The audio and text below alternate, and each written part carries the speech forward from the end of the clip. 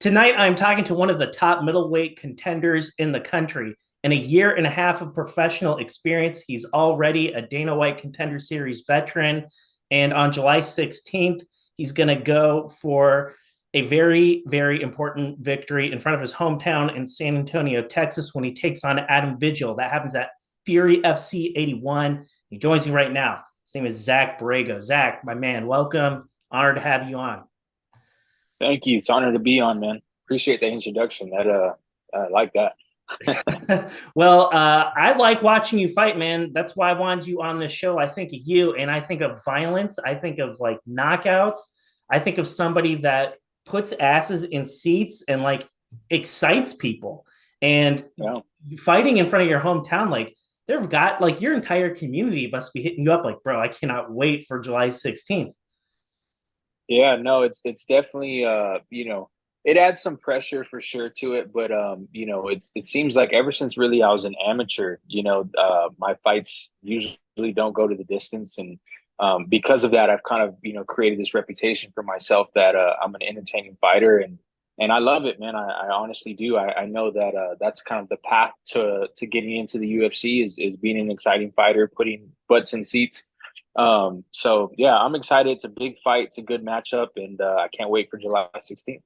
I can't wait for it either. It's a co-main event. It's happening in your hometown. But before we get there, I really just kind of wanted to briefly hit up on your professional career. You're talking about a ton of activity. Number one, like I look at you, you're one of the most active guys that I know about. You're constantly fighting. That's like a lot Yeah. of weight cuts, a lot of training camps, a lot of activity, probably dealing with a lot of injuries you don't want to talk about, like fighting when you're not Mhm. 100% healthy. And when you like reflect back on like the past year and a half, like what are some of the things, what are some of the key lessons that you've learned so far through all of this? It's funny that you say that because just recently, especially with my last fight and going into this next one, I've had, a little bit more time to kind of reflect because it seems like everything has happened, so fast. And, people have told me you got to slow down a little bit, enjoy the moment. And I think the biggest thing that stood out to me is, number one is patience. I know that where I want to get to is, it's at the top of the game, and so I know that that's time on the mat, that's time training, and that's I'm about to be 27 a couple of days after my fight, so I feel like I'm kind of right in between that time frame of getting into my body and really kind of taking over the scene in that sense. But at the same time, I've seen how much my activity has done for me. I see how staying in the gym constantly and being ready for whatever comes up has given me a lot of great opportunities, so that's another thing that it's taught me is to keep doing what I'm doing because it's working. There are a lot of people throughout the country that look up to like guys like you and they look at what you've accomplished. There's, young amateur fighters probably all throughout Texas that know exactly who you are and they're like, "Man, I'm trying to like get to that level one day." And if there's anything that you could share with some of those young fighters from Texas that look up to you, like what are some of the things that you would tell them as like young amateur fighters that they need to do before they go pro? Yeah, what I see, and again, I don't want to like, it's just as an amateur, I feel like you should be taking every fight you possibly could because at the end of the day, that's like a record that may look good. And, when you turn pro, it's, oh, I was 8-0 as an amateur, blah, blah, blah. But at the same time, it really don't matter, and it's in those amateur fights that you gain the most experience. I fought over 3 weight classes as an amateur. And again, there's some fights now that we look back on and like, maybe we probably shouldn't have taken that one, on 2.5 weeks notice or whatever. But at the same time, the experience that I got from it, I feel like has prepared me for everything. Of course, as a pro, there's a little bit more things that are on the line, but at the same time, I think just being eager, be involved in the fight game as much as you can, constantly be training. Don't just be a week in the gym and then on weekends you're throwing it all away. I myself have had to learn that the hard way a few times, but at the same time, living that martial arts lifestyle, I feel like it's kind of just where your head and everything needs to be. It's got to be 120%. You can't be like halfway in, halfway out. I know it's something cliche that's said, but Again, I'm 26 now. I'm about to be 27 in a month. And it's finally like making sense to me. You know, it's not just something that I would say like, oh, I'm all in. No, I know what it takes now. And if there's any advice I could offer, it's being all in 100% of the time, you know? When I look at you, I see your record. I see a 4-2 record. I see the two losses have come against elite guys. I'm not just talking about Nickal, like Lawan Davis. For people who don't know who that is, he may not have the name recognition, but I'm telling you, Yeah. like that guy's the truth. That guy was a very tough fight. I know that this was one that was it was inevitable. You were going to fight Lawan Davis 100%. I know you got COVID. That one got bumped out. You know, you finally were able to share the cage with him. But you know, I brought up your record because, like, in a way, like, do you kind of feel like you're maybe like under the radar a little bit of sorts? Do you think like maybe you know because they see you know two recent losses that you may like not be like thought of as being like the top of the heap when you really are? Yeah, I do, you know, and that may be my own kind of you know, motivation or whatever you want to call it. But at the same time, I think anybody like exactly like you said, who takes a look at those losses know that those are two like top level prospects. You know, the other day I don't know what show I heard, but they're talking like if Bo Nickal fought Adesanya right now, it's gonna go like 5 rounds and could be up in the air. You know what I mean? Like that's the type of level of competition behind the losses that I have. And it kills me to say that because I truly feel like I'm at that level, you know. I truly feel like I belong there. Just you know, I just need more time. That's really all it is. I didn't have the wrestling background. The Juan had been a pro since 2019. He's I think undefeated like throughout his amateur career, and I believe like altogether it's like 12 fights or something like that. I don't have that experience, you know. And when I look back at that Lawan fight, I just feel like maybe some of my inexperience kind of showed, and you know that's what exposed itself. So at the same time of me feeling like that, I'm content with where I'm at because I know that you know I'm not losing to Joe Blow. I've never been the one to just pick fights and say you know I want this guy so that way my record looks pretty because like I said I am a contender series vet and I know that uh, you can have you know a 10-0 record against people you have no idea who they are. And at the end of the day, if you get that shot in the cage, you know, in the UFC underneath the name and everything, you know, like were these fights what prepared me to be in this moment? You know what I mean? And so I'm again as much as I hate to lose, you know, let's call it what it is. I have 2 losses on my record, but at the same time, like from what that experience has taught me, I know that I'm just hitting, you know, the stride in my career. So I do feel like a little bit underneath the radar, but it's weird because like I'm one of these guys I feel like where you look at my record, you know, I hear from other people that it's like, yeah, he's you know, he has 2 losses, but look who they're against. You know what I mean? They're top level guys. So I try not to think about it too much, you know, and I think in these next few fights, my lessons that I've learned from those losses are going to show for sure. The last time you were victorious was against Tyler Smith. That was at Fury FC 73 back in January. It was a beautiful knockout. And like that was like when you were back to like your winning ways. Like I looked at it and I was just like, oh yeah, this is the same dude I remember from, you know, Yeah. from 2022. I was hoping that, you know, I've watched a few of your other interviews and nobody's really talking about that Tyler Smith fight a little bit. And I love that knockout. Can you tell me a little bit about like how were you able to like set that up? I know we're going a little bit out of order here, but that was just a great fight, and I wanted No, to yeah. ask you about that. I mean, that's one of my favorite knockouts too with that elbow. You know, it was a good shot. Funny thing about that fight, so you know, that was my first fight coming back after the contender series. I was supposed to fight Lawan uh, a couple months back. I ended up getting COVID. There were some issues with him not wanting to fight it in the time frame, whatever. So there was a few opponents that were thrown at me, and some of them had some losing records. Some of them didn't have, and I'm like, no, like I'm, you know, I want to get back to where I was. I don't think I'm going to be able to do that fighting, you know, pro debut guy or whatever, because I was still at the time 3-1. So when we came across Tyler, you know, it came out of a very respectable gym. He had a wrestling background. He was I think he wrestled in like a NAIA school or something like that. But that was kind of the fight that I needed, and that fight definitely pushed me. I was in camp already, then I had COVID, and so I kind of just hopped back into it.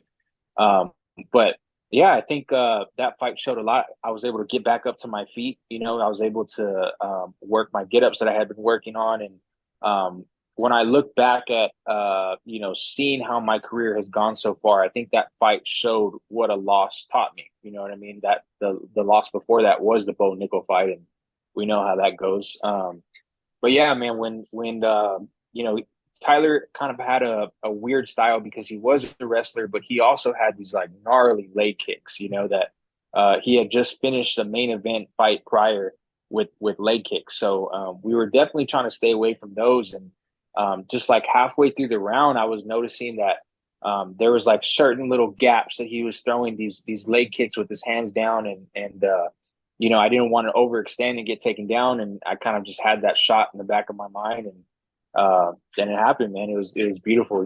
It's crazy because when I look back at it, I feel like you don't get to see like the elbow that it really was, in person. But I'm proud of it, and yeah, it was a cool night.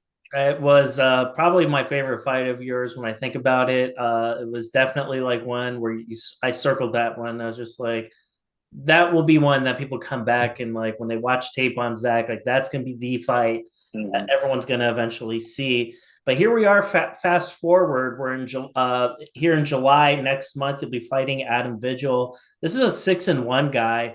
I've seen him compete a little bit. I'd call him a veteran of the game. I'd say that he can do a little bit of everything pretty well, like a true mixed martial Yeah. artist. And there are a lot of people like coming off of a loss against Davis. There are a lot of people that would probably tell you, and you know how Instagram and shit works. Whether you want people's Hmm. advice or not, you're gonna get it. And someone would say to somebody like you, like, "Oh, fight some bum, fight some 3-3 guy, fight some 2-0 guy. Don't be fighting Adam Vigil Hmm. right now. This is a risky fight for you. You're taking this fight Yeah. anyway. You're going for it. So why does the Vigil fight to you, like, why does that make sense? Hmm. Well, I do think that, like I said, I'm not in this to. I think a Fury belt would be great, So the only way to get to that point is fighting people that make sense and fighting names and records that show something. So that's one thing. But again, my biggest goal is to get back to the UFC, and I know that it doesn't make sense. I don't know, why waste my time trying to kind of build myself up and get my confidence back. Um, Especially with my last fight, even though I lost, of course, we're gonna always accept that.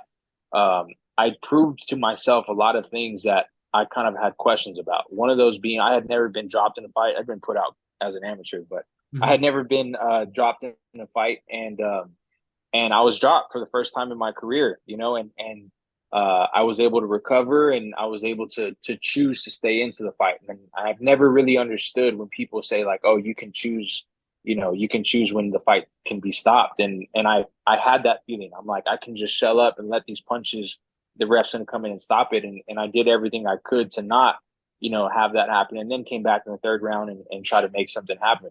So even though it was a loss, we learned from it, and like I said, I was able to use what I could from that fight and move forward with it. So when this fight came up, we just figured, hey, look, it's kind of in a good timeline for the Contender Series being like, maybe get a win here, be on the list for a short notice call back to the Contender Series, but at the same time I get back into people's mind again as being this top level prospect that I know that I am. I'm not going to do that fighting a 2-4 guy or whatever it may be. So it makes sense. Adam's a game opponent. He has like 5 first round finishes, I think. He has some boxing fights, and like you said, he can kind of do it all. So I think it's the right matchup for me to show that I'm still at the top. This fight is going to be happening in your hometown in San Antonio. I'm sure like there's going to be an army of people that go out to watch you fight. Yeah. And for this one in particular, like I know it's a big deal to fight in front of your hometown, but there are expectations that come with that. Like people didn't pay $100 to show up to the fight to see their guy lose. And and it's kind of weird because you want to put on a show for them, but at the same time, like the objective is to win. Like you're there to Right. win. So in your mind, like do you have to be maybe a little bit more cerebral about maybe trying to like block out the distractions and just focus on the fight at hand? Yeah, I think that's one thing that I've learned with experience. Because again, a lot of my background is kind of like known where I come from. We talked about it earlier about San Antonio and me growing up in the South Side. So I do feel a sense of like uh, when people buy tickets from me, like I'm like, okay, I remember, I remember every single person who buys a ticket from me. I know how hard that 70, 80, $90 is to get. So for a long time in my career, I was like, man, I got to put on a show. I gotta make something happen. But like you said, it just kind of added extra pressure to myself. You know what I mean? And I don't want to blame anything or anything like that. Put my finger on as to why it happened. But this last fight, I kind of felt that pressure. Like it was weird. The day of the fight was a Friday, and I remember like the day of, I'm like, man, I gotta fight. Like, what? Come on! Like, I was trying to, amp myself up. I have all these people coming out, and so it was just weird. And now that I look back on it, I realize like, man, I don't have to do that to myself. Like at the end of the day, these people are gonna, and you know how MMA fans are. You know what I mean? Like my people that are with me are gonna be with me, win or lose, and the people that are just MMA fans, they're probably going to be with me when I win and probably not going to be there when I lose. That's just how it goes. So once you kind of accept that and you're okay with it, it just makes the situation a little bit more easier. When you look at your skills and your techniques, like what you're capable of, what, like I know what makes you a dangerous guy, and obviously what makes you a dangerous guy. Mhm. Adam Vigil, like when you close your eyes and you think about this fight, like what are the things that you need to execute on? Like what is your path to victory against this guy? Yeah, I think there's a few different paths. We've sat down, we've talked about it. The main thing is just not being dumb. Keeping your hands up, being fundamentally sound, keeping my distance, using my jab to keep the range, using my teeps and kicks to keep the range. Seems like he has a shorter torso. So I know if I'm inside of boxing range, that's where it can get dangerous. He does show like he can hit a blast double, with some techniques before it. So just making sure I'm fighting in my range and not putting myself in dumb situations. So for back to the people that are going to be coming out to Fury FC 81 to watch you perform, do you have like a message or words of wisdom or anything that you'd like to share to all your people that are coming out to watch you? Because obviously, you're in camp right now. It's not always possible to go out and like talk to all these people like how you are with me. So, Yeah. message for any of your people out there. Yeah, for sure. If you bought a ticket, from me or wherever you've gotten it from, I really genuinely appreciate it. We are the co-main event. We are, the two fighters on the card that most of our wins are by finishes. I know he's not looking to go to the judges. I'm definitely not looking to go to the judges. So I think people are in the right, arena for some crazy stuff to happen. So definitely show out, show some love, and be prepared for some fireworks, man. Zach, I want to give you the final word. If there are any companies or sponsors that you need to talk about before I let you go, let's do that. Yeah, I'd like to give a big shout out to my sponsor, Live Oak Vodka. They recently just signed a deal with Fury, so they're going to be all over the cage come San Antonio, July 16th. But they've been, in since January, really behind me all the way, and I genuinely appreciate it. I also have a few other sponsors. Um, we'll run through those guys real quick. Martinez and Associates, Plyofit, Rita Hebner and her properties for Texas company, real estate company. We have Willie B's, we have the new Beer Depot, and we have Unas Frias, another sports bar in San Antonio. So all of those guys, I genuinely appreciate their support. My team, DKA, MMA, my coaches, everyone that's kind of been around. One thing that I really want to, make sure I get out there is this camp. Usually I have to go to other gyms and find people. And this camp, we've been doing everything in-house. We've been getting people to come to us, and it's been a really good experience. So I appreciate everyone who's helped me so far. We're 3 weeks away, and I'm excited for July 16th. July 16th, Fury FC 81. If you're in San Antonio, you have no business turning on your TV and watching that fight on Fight Pass. You should go down to the arena and watch that fight. But if you aren't, make sure you tune in onto UFC Fight Pass and watch that show. It's going to be very, very special. I really appreciate your time this evening, Zach. You're the man, and I wish you the best of luck on July 16th. Yeah, man, I appreciate you having me on, and hopefully we'll talk about the win after.